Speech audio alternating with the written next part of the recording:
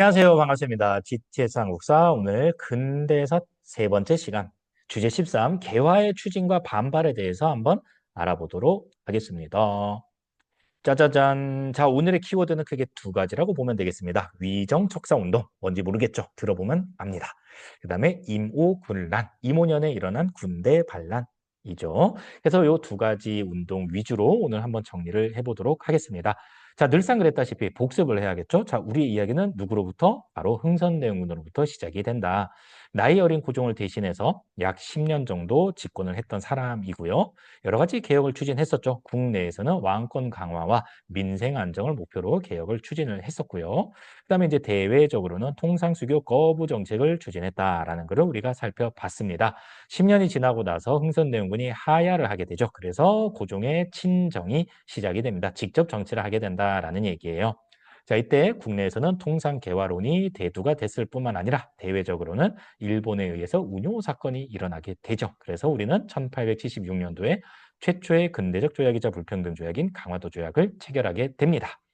좋든 싫든 간에 이제 우리가 개항을 하게 된 거예요. 그러면서 여러 가지 개혁 정책, 개화 정책을 추진하게 되는데 이때 주도적으로 이 개화 정책을 추진했던 세력이 바로 명성황후 가문이에요. 그러니까 민씨잖아요. 명성황후가. 그래서 우리가 민비라고도 부르는데 이제 그 집안이 이제 권력을 독점하면서 여러 가지 개화 정책을 추진하는 그런 모습을 보이게 됩니다.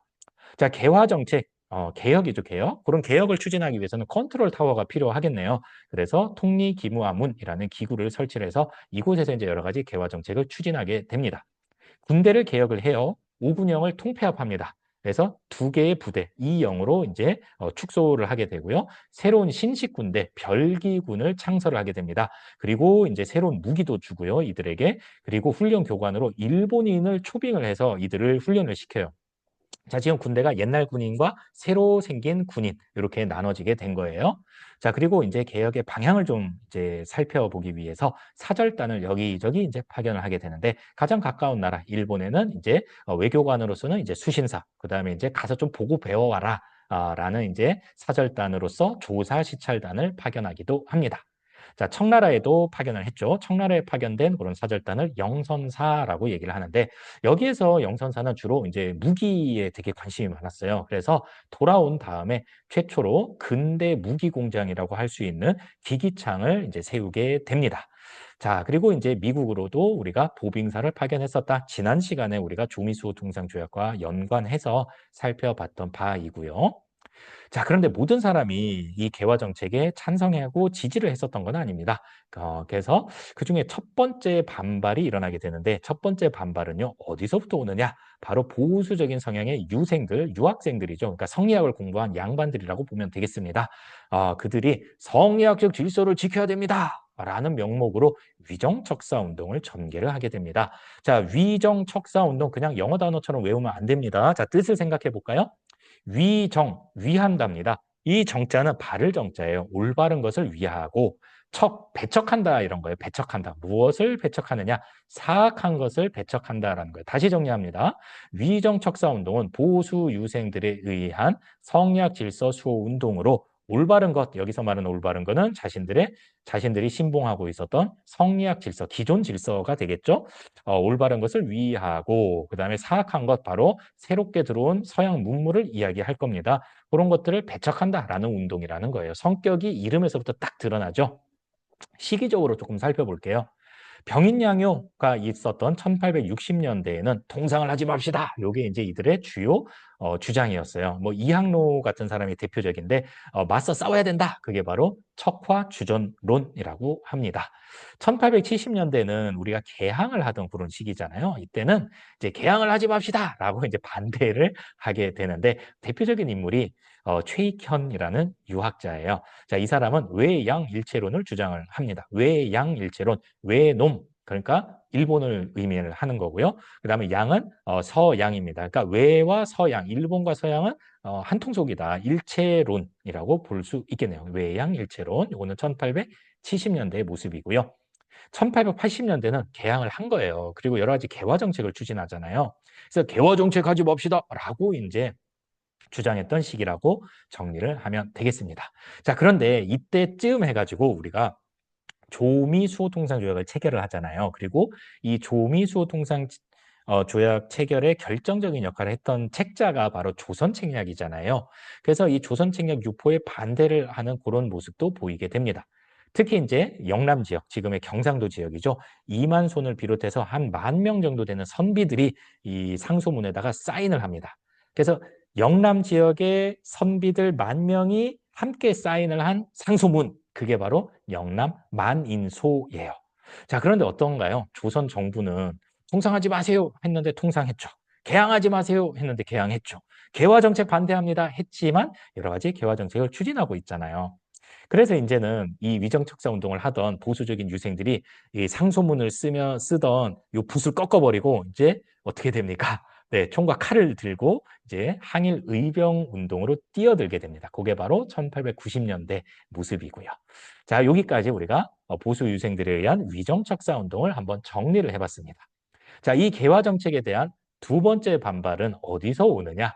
바로 여기서부터 옵니다. 누구죠? 바로 구식군인들과 도시 빈민들에 의해서 일어났던 1882년도 이모년의 이모군란 되겠습니다. 자, 왜 일어났을까요? 자, 일단 구식군인들이 주축인데 차별을 받고 있었어요. 새로운 신식 군대가 별기군이잖아요. 이들에 비해서 이 월급도 적게 주고요. 이제 그는 무기도 굉장히 좀 낡은 것만 쓰고요. 심지어 월급도 13개월 동안이나 밀렸다죠. 와, 생각해 보세요. 여러분, 알바를 했는데 13개월이나 월급이 밀렸다? 와, 이거는 보통 일이 아닌 거죠. 네. 그런데 더 웃긴 거는 뭐냐면은 13개월 만에 월급을 준 거예요. 지금은 우리가 통장으로 월급을 받지만 이 당시는 쌀로 월급을 줬거든요. 그런데 이 쌀에다가 어때요? 모래, 그다음에 톱밥 이런 것들을 막 섞어서 한마디로 관리들이 이들의 월급을 삥땅 친 거죠. 자, 그래서 13개월 만에 받은 월급 쌀에 막 이런 쌀이 아닌 것들이 막 섞여 있으니까 얼마나 화가 납니까? 그렇게 해서 이제 일어났던 반란이 바로 이모군란입니다. 자, 그러면 도시 빈민들은 여기에 왜 붙었을까요? 삶이 힘들기 때문에 그렇죠. 왜 삶이 힘들죠? 바로 개항을 하면서 쌀을 일본인들이 많이 사가게 되거든요. 그래서 이제 먹고 사는 게 너무 힘든 거예요. 그래서 도시 하층민, 빈민들이 가세를 하게 됩니다. 자, 다시 한번 정리를 할게요. 자, 배경은요, 이렇게 됩니다. 99년들의 이나 99년들에 대한 차별과 곡물 가격 상승.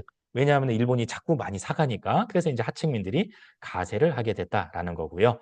자, 이 모든 것은 다 일본 때문이다라고 이제 판단한 이제 99년들과 도시 하층민들은 일본 공사관을 습격을 하고요. 그다음에 이 모든 개혁을 추진하고 있었던 명성황후 쪽 가문을 공격을 합니다. 민씨 세력을 이제 처단하기 위해서 여기저기 찾아다니죠. 그런데 이 민씨 세력의 중심 세력이 누굽니까? 명성황후잖아요. 그래서 막 왕비 어딨어? 막 이제 찾으러 다닙니다. 놀라운 일이죠. 그래서 명성황후가 친정으로 막 급히 막 피난가기도 하고 그런 일들이 벌어지게 됩니다.